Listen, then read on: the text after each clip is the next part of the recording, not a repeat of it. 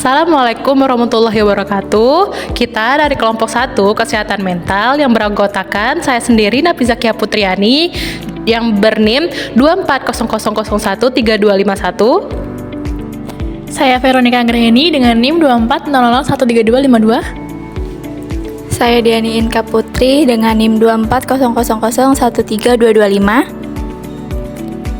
Saya Hairunisa Pinasti dengan NIM 2400013245. Saya Zuraida Nur Afifah dengan NIM 2400013228. Di video kali ini, kelompok kita akan menyajikan contoh sedentary lifestyle dan intervensi dari sedentary lifestyle.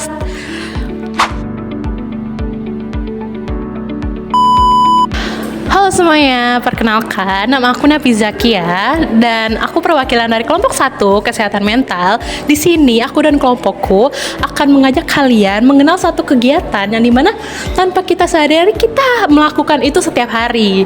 Namanya sedentary lifestyle atau kurangnya aktivitas fisik.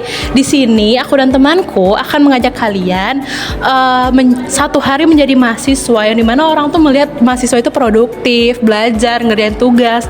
Padahal kita tuh masih kurang bergerak. Tujuan dari video ini adalah menjadi edukasi untuk kalian semua dan cara mencegah menjadi sedentary lifestyle. Cik. Teman-teman, dari video tadi bisa kita tangkap bahwa jika aktivitas kita itu kebanyakan duduk di dalam kelas, terus mencatat, dan dimana kita itu jarang bergerak, hal ini kan sering dianggap biasa, terutama bagi mahasiswa. Padahal, sebenarnya perilaku tersebut termasuk ke dalam perilaku sedentary lifestyle, di mana kondisi ketika tubuh kita itu kurang melakukan aktivitas fisik. Pegel nggak sih? Iya nih pegel. Jajan aja yuk keluar, sekalian nunggu dosen selanjutnya. Mau sih, tapi aku lagi mager. Yaudah deh, aku duluan ya.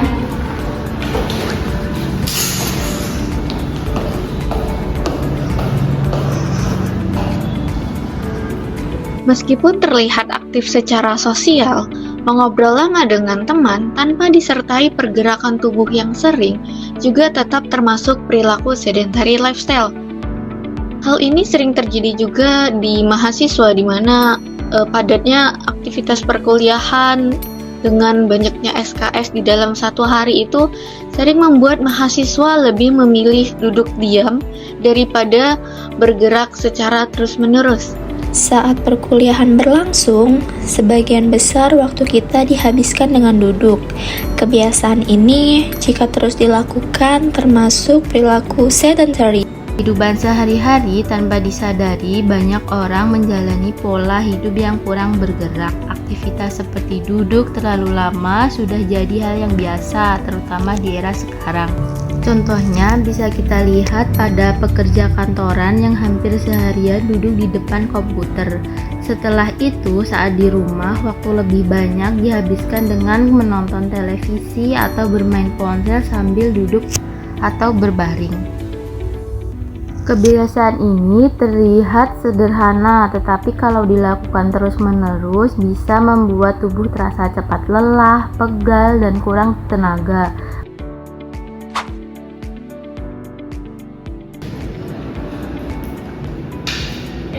Capek nggak sih di kelas terus? Kayak kita yuk. Ayo.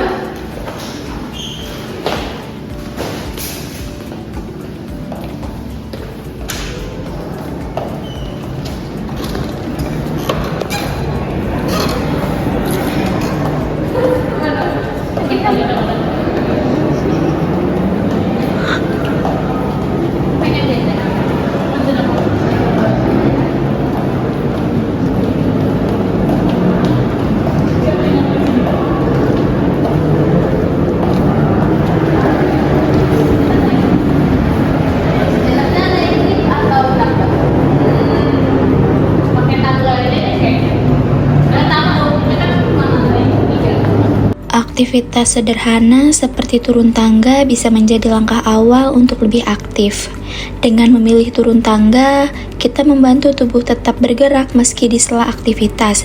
Kebiasaan kecil seperti turun tangga, jika dilakukan rutin, membantu mencegah sedentary lifestyle.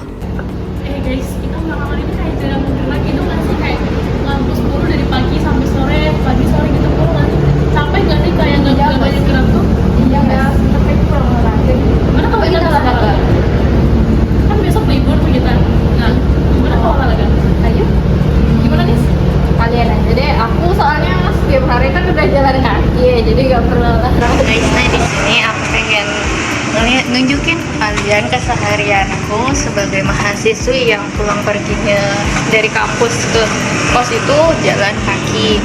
Nah, di sini bisa kalian lihat, di sini aku sedang jalan kaki melewati gang-gang di A few moments later. rumah warganya.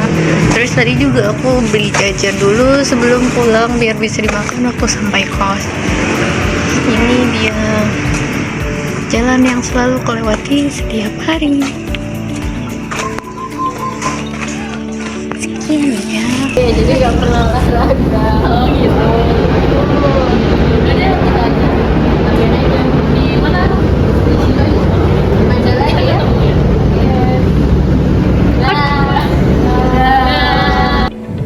Oke, itu aja dari kelompok kami.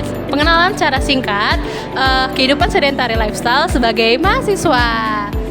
Ayo guys. Makasih udah nonton ya. Bye bye.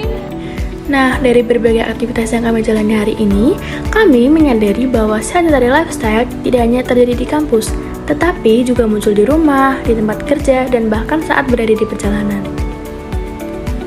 Kebiasaan duduk dalam waktu yang lama seringkali terlihat sepele, namun perlahan membuat tubuh terasa kaku, pegal, dan juga cepat lelah. Nah, melalui video ini, kami belajar bahwa memberi jeda antara aktivitas, berdiri sejenak, melakukan stretching ringan, atau bahkan berjalan sebentar adalah langkah kecil yang dapat membantu mengurangi dampak perilaku sedentari. Perubahan sederhana mungkin belum langsung memberikan hasil yang besar, tetapi ini menjadi awal untuk membangun gaya hidup yang lebih aktif dan juga untuk menjaga kesehatan baik secara fisik maupun secara mental. Mau kan nambahin sedikit tentang penyakit-penyakit apa aja sih yang terkena dampak dari sedentary lifestyle ini. Yang pertama itu ada penyakit jantung, terus ada diabetes atau obesitas, terus yang paling parahnya adalah stroke. Lalu apa aja sih yang bisa kita lakuin untuk mencegah?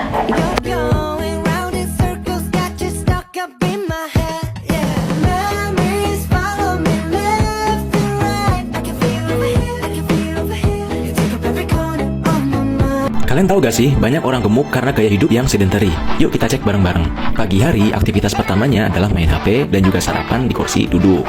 Habis itu naik motor ke kantor atau ke sekolah atau ke kampus, itu juga duduk. Habis itu kegiatan selanjutnya juga cuma duduk, mulai dari pagi sampai dengan sore. Pulang-pulang terus makan dan itu juga posisinya masih duduk. Malamnya rebahan lagi, main HP, nonton drakor atau nonton YouTube sampai tidur. Nah, ini yang dinamakan gaya hidup sedentary. Membakar kalorinya minim banget karena kebanyakan aktivitasnya cuma duduk, senderan atau rebahan. Jangan lupa kalau nurunin berat badan itu ada konsep kalori masuk dan kalori keluar. Kalau gaya hidup kalian sedentary, berarti pembakaran kalorinya dikit banget. Gak sesuai dengan kalori yang masuk, sehingga berat badan kalian nambah terus.